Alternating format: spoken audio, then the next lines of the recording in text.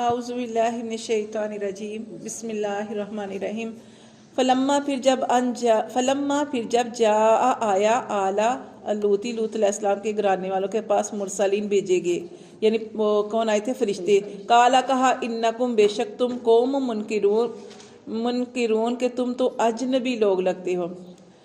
لوط علیہ السلام کے پاس بھی جب یہ آئے تو انہوں نے کیا کہا کہ تم تو اجنبی لگتے ہو۔ قالو کہنے لگے بلکہ جی نہ کا ہم تو آئے ہیں تیرے پاس بما کانوا اس کے بارے میں فیہ یمترون کہ جس میں وہ شک کرتے ہیں، وآتیناک بالحق اور ہم آئے ہیں تیرے پاس حق کے ساتھ، وإنا لصادقون اور گرچہ ہم سچے ہیں۔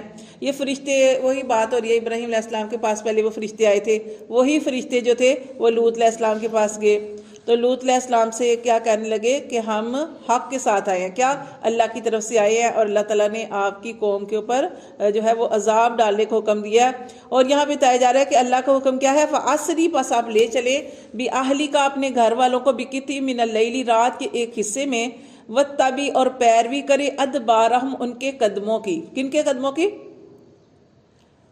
جو فرشتے ہیں ان کے قدموں کی۔ دیکھیں یا اپنی قوم ہے، قوم کو آگے رکھنا ہے اور پیچھے ان کے چلنا ہے۔ جیسے آپ نے دیکھا ہوگا کہ بکریاں چرانے والا ہوتا ہے، بکریاں آگے رکھتا ہے اور خود پیچھے ہوتا ہے۔ حالانکہ سردار تھے لیکن یہ ایک طریقہ بتایا جا رہا ہے کہ کوئی پیچھے۔ اسی طرح نبی کریم صلی اللہ علیہ وسلم جب کسی غزوے میں یا باہر نکلتے تھے تو کیا طریقہ تھا؟ آپ صلی اللہ علیہ وسلم کا بھی یہی طریقہ تھا۔ اس سے پیچھے رہنے کا کیا مطلب ہوتا ہے کہ جو پیچھے ہے وہ دیکھ سکے کہ کوئی پیچھے تو نہیں رہ گیا، کسی کو کوئی مسئلہ تو نہیں ہے، تو اس کا دھیان رکھنے کے لیے جو ہوتے ہیں نا وہ پیچھے رہ جاتا ہے۔ اسی طرح جیسے والدین ہیں اپنے بچوں کے ساتھ کہیں جا رہے ہوتے ہیں تو والدین کا آگے نکل جائیں اور بچے پیچھے، تو اس طرح تو نہیں ہوتا۔ تو بچے کو ہمیشہ اپنے ساتھ ساتھ رکھتے ہیں یا بچوں کو کہتے ہیں آپ آگے چلیں، ہم آپ کے ساتھ ہی ہیں، دھیان رکھنے کے لیے۔ تو یہ یہاں پہ یہی چیز بتائی گئی ہے کہ وہ کہنے لگے آپ لے چلے اپنے گھر والوں کو رات کے ایک حصے میں اور پیروی کرے ان کے پیچھے، یعنی کہ ان کے قدموں کے پیچھے، جیسے آپ کی قوم آگے ہو اور پیچھے آنا کہ، اور فرشتوں نے تو عذاب ڈالنا تھا۔ ولا یلتفت اور منکم اور نہ دیکھے تم میں سے کوئی بھی احدن کوئی ایک بھی پیچھے مڑ کر نہ دیکھے۔ اور یہ حکم کیا دیا کہ پیچھے نہیں دیکھنا۔ پیچھے کیوں نہیں دیکھنا؟ کیونکہ اللہ تعالیٰ نے اس چیز سے منع فرمایا تھا کہ آپ نے پیچھے نہیں دیکھنا اور آگے چلنا ہے۔ اور ہمیشہ یہی چیز بتائی جاتی ہے کہ ہمیشہ اپنے جیسے بھی چلنے کا طریقہ بتایا گیا کہ کیسے چلنا چاہیے۔ اب آپ چل رہے ہیں، بار بار پیچھے دیکھ رہے ہیں، آگے سے کوئی مسئلہ ہو جائے، تو چلنے کا ایک طریقہ بھی بتایا گیا کہ ہمیشہ جب بھی چلنا تو آپ نے جو ہے وہ سیدھا دیکھ کے چلنا ہے۔ وَامْضُوا اور چلو حَيْثُ تُؤْمَرُونَ جہاں سے تمہیں حکم دیا جاتا ہے، یعنی کہ اس حکم کو پورا کرو۔ اللہ فرماتے ہیں وَقَضَيْنَا اور ہم نے پوری کی علیہ طرف اس کی ذالک یہ بات، ذالک الامر یہ بات، انا یہ کہ دابر جڑ ہاؤلائی ان لوگوں کی مقطوعن کاٹ دی جائے گی مصبحین صبح ہوتے، یعنی جڑ کاٹ دینا کیا ہوتا ہے کہ اس کو ختم ہی کر دینا۔ کہ جیسے آپ نے دیکھا کہ پوری کی پوری بستیاں تباہ و برباد کر دی، تو اس بستی کو بھی تباہ و برباد کر دیا گیا۔ وَجَاءَ أَهْلُ الْمَدِينَةِ اور اب پھر وہ بات بتائی جا رہی ہے کہ کس وجہ سے یہ تباہ و برباد کیے گئے، یہ وجہ آ گئی۔ وَجَاءَ اور آئے أَهْلُ الْمَدِينَةِ مدینہ والے، مدینہ سے مراد شہر والے، شہر کے رہنے والے، يَسْتَبْشِرُونَ خوشیاں مناتے ہوئے۔ کب خوشیاں مناتے ہوئے آئے؟ کہ جب یہ فرشتے ان کے گھر آئے تھے۔ اور ہم نے پڑھا جیسے قرآن میں بھی ہم نے پڑھا کہ فرشتے جب آئے تھے تو انہوں نے یہ بات بتائی تھی کہ جیسے یہاں پہ بھی دیکھیں ابراہیم علیہ السلام کو یہ بات بتائی تھی جب ابراہیم علیہ السلام نے پوچھا تھا کہ کیا کرنے آئے ہیں، تو انہوں نے کہا کہ آپ کو تو خوشخبری دینے آئے ہیں، لیکن لوط علیہ السلام کے جو ہے گرانے والے کو بچا لیں گے سوائے اس کی عورت کے۔ تو وہ اکٹھے رہتے تھے کیا؟ تو پھر اگر عذاب آیا حضرت لوط علیہ السلام چلے گئے تو حضرت ابراہیم علیہ السلام پیچھے رہ گئے۔ دیکھیں میری بات سنیں، جب نبی کریم صلی اللہ علیہ وسلم جو تھے نا ان کو اللہ تعالیٰ نے سب کے لیے نبی بنا کے بھیجا، سب کے لیے۔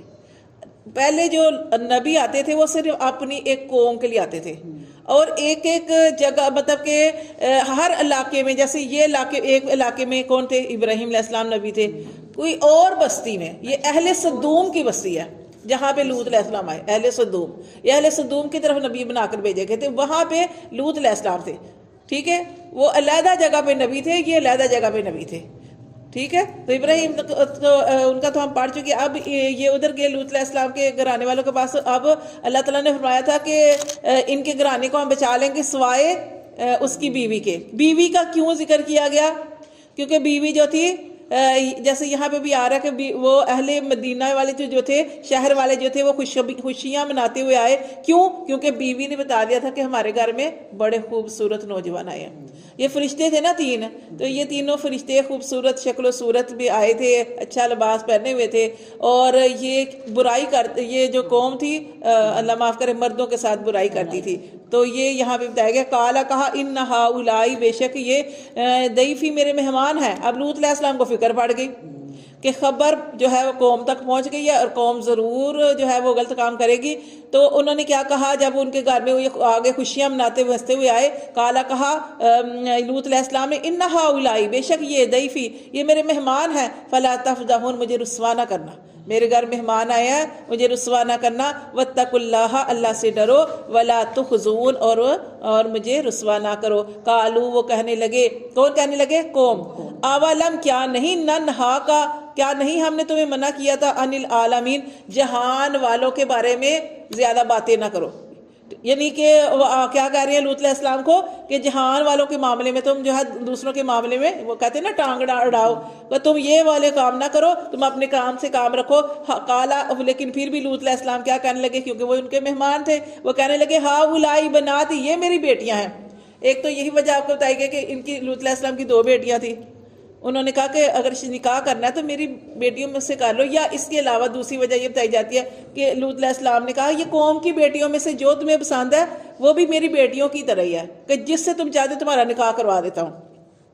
تو انہوں نے کہا کالا ہؤلاء، یہ بناتی بیٹیاں ہیں، ان کنتم فاعلین، اگر تم نے کچھ کرنا ہی ہے تو کیا ہے کہ ان کے ساتھ نکاح کر کے ان کے ساتھ اپنی شہوت پوری کرو. لعمرک، اور یہاں پہ کیا بتایا جا رہا ہے؟ اللہ تعالیٰ نبی کریم صلی اللہ علیہ وسلم کی قسم کھا رہے ہیں. لعمرک، اے نبی کریم صلی اللہ علیہ وسلم، تو تیری جان کی قسم ہے. انہم، بے شک وہ اللہ. کیوں نبی کریم صلی اللہ علیہ وسلم کی قسم کھائی؟ کیونکہ یہ قرآن نبی کریم صلی اللہ علیہ وسلم پر نازل ہوا اور اللہ قسم کھا رہے ہیں. قسم کس کی کھائی جاتی ہے؟ جو بہت ہی زیادہ، جس سے محبت تو ٹھیک ہے لیکن جس کو سب سے بڑا سمجھا جاتا ہے اس کی قسم کھائی جاتی ہے. اب ہمیں قسم کھانے سے منع کیا گیا کہ اپنے والدین کی قسم نہ کھائیں. جیسے لوگ کہتے ہیں مجھے میرے شوہر کی قسم، مجھے میرے والدین کی قسم، مجھے میرے بیٹے کی قسم، میری بیٹی کی قسم نہیں کھانی چاہیے. اللہ کی قسم کھانی چاہیے، اللہ تعالیٰ کی قسم کھانی چاہیے. حدیث میں بھی آتا ہے کہ نہ اپنے ماؤں کی قسمیں کھاؤ، نہ اپنے باپوں کی قسمیں کھاؤ، نہ بتوں کی قسمیں کھاؤ. اگر قسم کھانی پڑ رہی ہے تو صرف اللہ کی قسم کھاؤ، کیونکہ ہم اللہ کو بڑا جانتے ہیں، اللہ کو بڑا جانتے ہیں. ایک دفعہ عمر رضی اللہ تعالیٰ، عمر بن خطاب جو تھے، وہ اسی طرح قسم کھا رہے تھے، تو اپنے باپ کی قسم کھا رہے تھے. تو نبی کریم صلی اللہ علیہ وسلم نے سنا اور ان کو منع فرمایا کہ ہمیشہ اللہ کی قسم کھانے کی ضرورت نہیں ہے، لیکن اگر تم حق پہ ہو اور اگر قسم اٹھانے کی ضرورت پڑ رہی ہے تو قسم اٹھا بھی سکتے ہو، لیکن صرف اللہ تعالیٰ کی. اب اللہ تعالیٰ نے نبی کریم صلی اللہ علیہ وسلم کی قسم کھائی کیونکہ ساری انسانیت سے بہترین، سب سے بلند درجہ وہ نبی کریم صلی اللہ علیہ وسلم کا ہے. تو اللہ تعالیٰ نے، آپ نے دیکھا قرآن میں نبی کریم صلی اللہ علیہ وسلم کی قسمیں بھی کھائی ہیں. تو یہاں پہ بھی یہی آ گیا کہ لعمرک، اے نبی کریم صلی اللہ علیہ وسلم، تجھے تیری جان کی قسم ہے، ہمیں تیری جان کی قسم ہے. انہم، بے شک وہ، لفی سکراتہم، اپنے نشے میں، یا مہون، بہکے ہوئے ہیں، کہ ان کو سمجھ ہی نہیں آ رہی کہ اپنے نشے میں بہکے ہوئے ہیں، ایک ہی چیز ان کے اوپر سوار ہے. اللہ فرماتے فاخذتہم الصیحۃ، پھر ہم نے پکڑا ان کو، اللہ کی طرف سے آئی ان کے پاس کیا؟ چیخ. صیحہ، چیخ. مشرقین، صبح ہوتے ہی. پہلے تو یہ کیسے ان کے اوپر عذاب آیا تھا، پہلے چیخ بھی آئی، کتنے عذاب آئے دیکھیں. پھر پہلے چیخ آئی، فجعلنا، پھر ہم نے بنا دیا، عالیہا، اس کے اوپر والے حصے کو، سافلہا، نیچے والا، اوپر والا حصہ نیچے کر دیا، نیچے والا حصہ اوپر کر دیا. یعنی ایسے عذاب آیا کہ بستی کو پہلے نیچے سے اوپر لے کے گئے فرشتہ، اور وہاں سے کسی کو پتہ بھی نہیں چلا کیونکہ انہوں نے اپنے پروں پہ اٹھایا، آرام سے اٹھایا، اور وہاں سے نیچے ان کو پلٹ دیا. یہ دوسرا عذاب آیا. پہلے چیخ کا عذاب آیا، پھر کیا ہوا؟ بسی کو اوپر لے کے نیچے پھینکا. علیہم، ان پر حجارۃ، پھر اوپر سے حجارۃ، پتھر پھینکے، من سجیل، پکی ہوئی کنکڑی کے. اللہ معاف کر. یہ تیسرا عذاب آیا.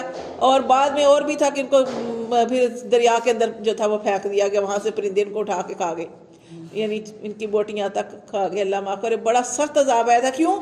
جو کام آج کل ہو رہا ہے، اللہ معاف کرے، اللہ معاف کرے، کہ لوگ اپنی بس ایک ہی برے کاموں میں لگے ہوئے ہیں، کبھی عورتوں کے ساتھ، کبھی آپ نے دیکھا کہ بچوں کے ساتھ، کیا کر رہے ہیں؟ کبھی مطلب لڑکوں کے ساتھ اس طرح کے معاملے کر رہے ہیں. پہلے عورتوں کو، ماؤں کو فکر ہوتی تھی اپنی بچیوں کی، آج کل فکر اپنے بیٹوں کی بھی، بچوں کی بھی، سب کی فکر ہونی چاہیے.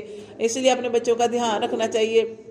جس رکشے میں، جس گاڑی میں، کسی بچیوں کو اکیلے کبھی بھی رکشہ نہیں لگوا کے دیں، ہمیشہ ساتھ کوئی دوسری تیسری لڑکی بھی ہونی چاہیے. جو ڈرائیور رکھے ہوتے ہیں ان کا دھیان رکھیں، مطلب کہ جو اس طرح یہ ساری چیزوں کا دھیان رکھنا چاہیے. بچیاں سپارہ پڑھتی ہیں، بے شک گھر کے اندر قاری صاحب آتے ہیں، نظر مارتے رہیں، دیکھتے رہیں، یہ وہ وقت نہیں ہے. یہ بڑا مطلب کہ اللہ معاف کرے وقت تو وہی ہے، لیکن انسان جو ہے وہ ان کی نیتیں خراب ہو گئی ہیں، انسان ٹھیک نہیں رہے. تو اسی لیے اللہ تعالیٰ نے فرمایا کہ ہم نے یہ ان کے ساتھ یہ عمل کیوں کیا، یہ ان کے ساتھ عذاب کا معاملہ کیوں کیا کہ وہ اپنی خواہش مردوں سے پوری کرتے تھے. اللہ فرماتے ان فی ذالک، بے شک اس واقعے میں لآیات، البتہ نشانی ہے، للمتوسمین، دھیان کرنے والوں کے لیے، غور و فکر کرنے والوں کے لیے. وَإِنَّهَا، اور بے شک یہ، لَبِسَبِیلٍ، یہ بستی، مقیم، یہ بستی اللہ فرماتے ہیں حالانکہ یہ بستی کہاں تھی؟ سیدھے راستے پر، عرب اور شام کے راستے میں.